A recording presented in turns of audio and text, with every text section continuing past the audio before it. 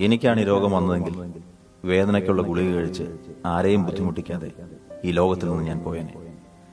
എന്നാൽ ക്യാൻസർ ബാധിച്ച കുഞ്ഞിന്റെ വേദന ഒരച്ഛനും അമ്മയ്ക്കും എങ്ങനെ കണ്ടു നിൽക്കാനാവും സാർ? അതുകൊണ്ടുള്ളതെല്ലാം വിറ്റുപെറുക്കി ചികിത്സിച്ചു. ഇപ്പൊ കിടപ്പാടമില്ല.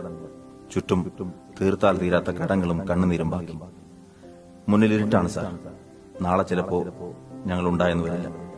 എല്ലാം അവസാനിപ്പിക്കുന്നതിനെ കുറിച്ച് ഇപ്പോൾ ആലോചിക്കുന്നു.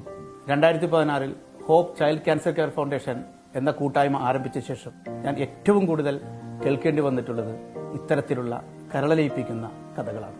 ഇതുപോലെയുള്ള ഒരവസ്ഥയിലൂടെ കടന്നുപോയ ഒരു കുഞ്ഞിന്റെ പിതാവാണ് ഞാൻ.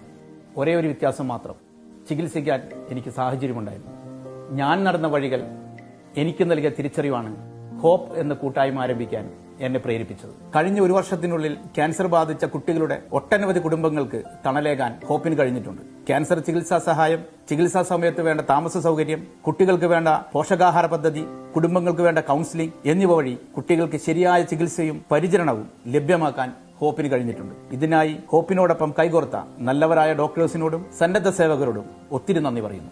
ഇന്ന് ഹോപ്പിന്റെ സഹായം അഭ്യർത്ഥിച്ച് ഒരുപാട് പാവപ്പെട്ട കുടുംബങ്ങൾ വന്നുകൊണ്ടേയിരിക്കുന്നു. നമുക്ക് ഒത്തിരി ചെയ്യാനുണ്ട്. ഈ കൂട്ടായ്മയിലേക്ക് നിങ്ങളെ ഓരോരുത്തരെയും ഞാൻ ക്ഷണിക്കുന്നു. നമുക്ക് ചുറ്റും നമ്മുടെ സഹായം കാത്ത് ക്യാൻസർ ബാധിച്ച കുഞ്ഞുമക്കൾ, ചികിത്സിച്ച് എല്ലാം നഷ്ടപ്പെട്ട മാതാപിതാക്കൾ, നിരാശ ഇരുൾ വീഴ്ത്തിയ ജീവിതത്തിൽ ഒരു ചെറിയ കൈത്തിരിയായി പ്രകാശം പരത്താൻ ഹോപ്പ് നിങ്ങളെയും ക്ഷണിക്കുന്നു. ക്യാൻസർ എന്ന മഹാരോഗത്തിനെതിരെ പോരാടുന്ന ആ കുഞ്ഞു പോരാളികൾക്ക് ശക്തി പകരാൻ നിങ്ങൾ തയ്യാറാണോ?